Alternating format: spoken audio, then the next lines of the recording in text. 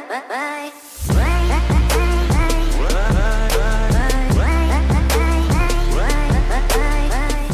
Friends, I am Purvik Mehta from CSC touch in Hindi. हम देख रहे हैं सीरीज ऑन जावा, जिसमें आज हम स्टार्ट करेंगे मल्टी थ्रेडिंग इन जावा। ये कंसेप्ट अगर आप सी या सी प्लस प्लस जैसी कोई लैंग्वेज पढ़ के आए हैं, फिर भी आपके लिए ये नया कंसेप्ट है, क्योंकि सी प्लस प्लस में मल्टी थ्रेडिंग का कंसेप्ट अभी तक तो नहीं है और ना ही ज़्यादातर कोई लैंग्वेजेस में होता है। तो जावा मल्टी थ्रेडिंग सपोर्ट करता है, लेकिन हमें ये समझना है पहले कि मल्टी थ्रेडिंग क्या होती है, क्योंकि बहुत सारे बिगिनर्स को मल्टी थ्रेडिंग का कंसेप्ट क्लियर नहीं होता। पहले ये देखेंगे मल्टी थ्रेडिंग मतलब क्या। तो multi threading in Java is a process of executing multiple threads in simultaneously. इसका मतलब ये है कि कोई दो प्रोसेस आप एक साथ चला सकते हो, मतलब दो प्रोग्राम आप एक साथ चला सकते हो। अब इसका मतलब क्या हुआ, जैसे आप नॉर्मल सी प्लस प्लस में प्रोग्रामिंग करते थे, तो उसमें क्या होता था कि सपोज़ आपने यहाँ पर कोई लूप लिखी है, सपोज़ ये फॉर लूप आपने यहाँ पर लिखी और इसकी ये यहाँ पर बॉडी है, यहाँ पर आप वो सब लिखते हैं कंडीशंस, और ये इसकी बॉडी है, ठीक है। अब इसके बाद आपने कोई इफ स्टेटमेंट लिखा, ठीक है। तो यहाँ पर होगा क्या कि पहले फॉर लूप पूरी की पूरी रन हो जाएगी, फिर ये इफ स्टेटमेंट चलेगा, ठीक है। तो यहाँ पर प्रोसेस ये होगी कि पहले फॉर लूप चला, फिर इफ़ कंडीशन चेक हुई। लेकिन आप यहाँ पर ये नहीं कर सकते कि फॉर लूप ही एक साथ चले और इफ़ कंडीशन भी एक साथ, मतलब ये दो कोड एक साथ एग्जीक्यूट नहीं हो सकते। तो हमें तो कई बार ऐसी ज़रूरत पड़ती है जब हमें दो कोड साइमल्टेनियसली रन कराने होते हैं। जैसे सपोज़ आप कोई ऑनलाइन एग्ज़ाम दे रहे हैं, तो आपका क्वेश्चन भी आ रहा है, आपका आंसर भी वहाँ पर सबमिट हो रहा है, और ऊपर डिस्प्ले में टाइम भी यहाँ पर दिखा रहा होता है कि आपकी इतने मिनट्स बाकी है। तो वो जो टाइमर का प्रोग्राम है वो भी चल रहा है एक साथ, और आपका जो एग्ज़ाम है उसका जो क्वेश्चन आंसर है वो भी सबमिट हो रहा है और आपको डिस्प्ले कर रहा है, उसका प्रोग्राम भी चल रहा है। तो यहाँ पर दो कोड एक साथ एग्जीक्यूट हो रहा है। तो वो चीज़ जो हम करते हैं कि दो कोड को साइमल्टेनियसली एक साथ रन कराना, तो वो हम मल्टी थ्रेडिंग से कराते हैं, ठीक है। लेकिन ये मल्टी थ्रेडिंग एक सब पार्ट है मल्टीटास्किंग का। तो ये ज़्यादातर लोगों को नहीं पता होता है इस कंसेप्ट के बारे में। तो एक्चुअली मल्टी थ्रेडिंग वर्ड आया है मल्टीटास्किंग के बाद। तो मल्टीटास्किंग हमें पता है कि हम दो टास्क साइमल्टेनियसली करते हैं, तो उसे मल्टीटास्किंग कहते हैं। तो मल्टीटास्किंग हम दो चीज़ से अचीव कर सकते हैं इन आवर कंप्यूटर साइंस। तो पहला है प्रोसेस बेस्ड मल्टीटास्किंग और दूसरा है थ्रेड बेस्ड मल्टीटास्किंग। अब प्रोसेस बेस्ड मल्टीटास्किंग क्या है?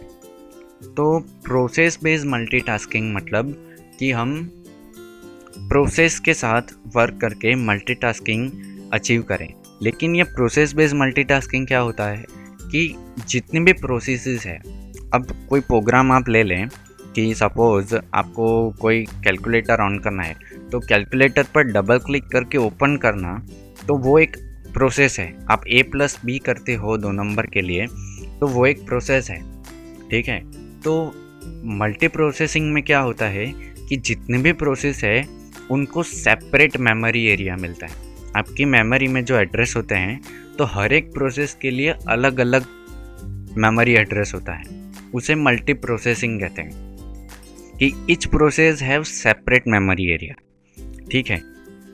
तो switching from one process to another require some time, क्योंकि यहाँ पर दो अलग अलग एड्रेसेस हैं।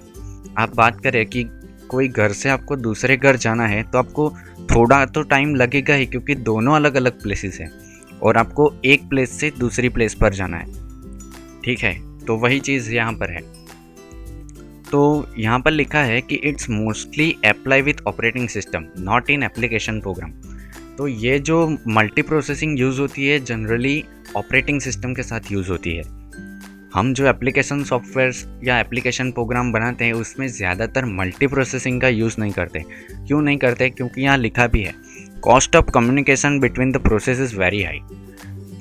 तो हमने ऊपर ही देखा कि दो अलग अलग एड्रेस होते हैं अलग अलग प्रोसेसेस के। तो एक प्रोसेस है सम करवाने की, तो उसका अलग से एड्रेस होगा, दूसरी अगर है मल्टीप्लिकेशन की तो उसका अलग एड्रेस होगा। तो दो अलग अलग एड्रेस हैं, तो इसलिए कम्युनिकेशन की कॉस्ट हमें हाई आती है। तो इसलिए इसे सिर्फ ऑपरेटिंग सिस्टम लेवल पे यूज़ किया जाता है। हम एप्लीकेशन प्रोग्राम्स के लिए, जैसे एप्लीकेशन प्रोग्राम आप सभी को पता है कि हम नॉर्मली यूज़ करते हैं हमारे कंप्यूटर पर, जैसे कोई डॉक्यूमेंट के लिए MS वर्ड हो गया, एक्सेल हो गया, PDF रीडर हो गया, आप वीडियो एडिटिंग सॉफ्टवेयर्स ले सकते हैं, ग्राफिक्स के लिए फ़ोटोशॉप ले सकते हैं। तो ये सब एप्लीकेशन प्रोग्राम्स हैं। तो उनमें हम मल्टी प्रोसेसिंग यूज़ नहीं करते हैं, हम उसमें मल्टी थ्रेडिंग यूज़ करते हैं। मल्टी प्रोसेसिंग सिर्फ यूज़ होता है ऑपरेटिंग सिस्टम के साथ। सो आई होप आपको मल्टी प्रोसेसिंग समझ में आ गया होगा कि कब और कहाँ यूज़ होता है। और मेन पॉइंट मल्टी प्रोसेसिंग का ये है कि उसमें हर एक प्रोसेस का सेपरेट एड्रेस होता है in memory area. Multi processing को आपको एक लाइन में किसी को कहना है तो आप ये कह सकते हैं कि हर एक प्रोसेस का अलग अलग सेपरेट मेमोरी एरिया होता है। ठीक है। अब मल्टी थ्रेडिंग, तो मल्टी थ्रेडिंग में क्या होता है कि थ्रेड होते हैं, वो थ्रेड शेयर करते हैं सेम एड्रेस स्पेस को। ये डिफरेंस है मल्टी प्रोसेसिंग और मल्टी थ्रेडिंग का, कि थ्रेड होते हैं वो शेयर एड्रेस यूज़ करते हैं। मतलब ये एक ही एड्रेस स्पेस को, ये यहाँ पर सपोज ये थ्रेड 1 है, थ्रेड 2 है और थ्रेड 3 है, तो ये जो मैंने राउंड करके बनाई ये एक ही एड्रेस स्पेस है, तो ये तीनों एक ही एड्रेस स्पेस को शेयर कर रहे हैं। ठीक है, तो इसलिए ये लाइट वेट होते हैं। यहाँ पर लिखा है थ्रेड इज़ लाइट वेट। तो थ्रेड लाइट वेट होते हैं क्योंकि वो हमारी जो मेमोरी है उसमें से शेयरिंग करते हैं।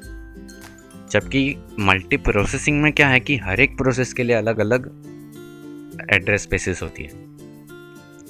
तो cost of communication between thread is low क्योंकि ये शेयर एड्रेस स्पेस यूज़ करते हैं, और इसका यूज़ हम एप्लीकेशन प्रोग्राम्स में करते हैं। जैसे हम जावा के लिए जावा का यूज़ करके कोई डेस्कटॉप एप्लीकेशन या वेब एप्लीकेशन बनाए, तो ये एप्लीकेशन प्रोग्राम्स हैं, और उसके बनाने के लिए हम मल्टी थ्रेडिंग यूज़ करते हैं। अब मल्टी थ्रेडिंग को आप ऑपरेटिंग सिस्टम में नहीं यूज़ कर सकते इतना ज़्यादा, ठीक है, क्योंकि ये शेयर एड्रेस स्पेस यूज़ करता है और हमें ऑपरेटिंग सिस्टम लेवल पे मल्टी प्रोसेसिंग की ज़रूरत पड़ती है। तो मल्टी थ्रेडिंग का यूज़ एप्लीकेशन प्रोग्राम्स के साथ किया जाता है, ना कि ऑपरेटिंग सिस्टम के साथ। ठीक है, तो मल्टी थ्रेडिंग आपको पता चल गया कि कब यूज़ करते हैं हम एप्लीकेशन प्रोग्राम में। जब जावा में या कोई और लैंग्वेज ऐसी है जो मल्टी थ्रेडिंग सपोर्ट करती है, तो हम उसका यूज़ तब करते हैं जब हमें 2 टास्क साइमल्टेनियसली रन कराने हो, तो उसके लिए मल्टी थ्रेडिंग यूज़ होता है। सो आई होप आपको मल्टीटास्किंग समझ में आ गया, और उसको अचीव करने के 2 तरीके, मल्टी प्रोसेसिंग और मल्टी थ्रेडिंग, दोनों के कंसेप्ट क्लियर हो गए होंगे कि मल्टी थ्रेडिंग किसे कहते हैं और मल्टी प्रोसेसिंग किसे कहते हैं।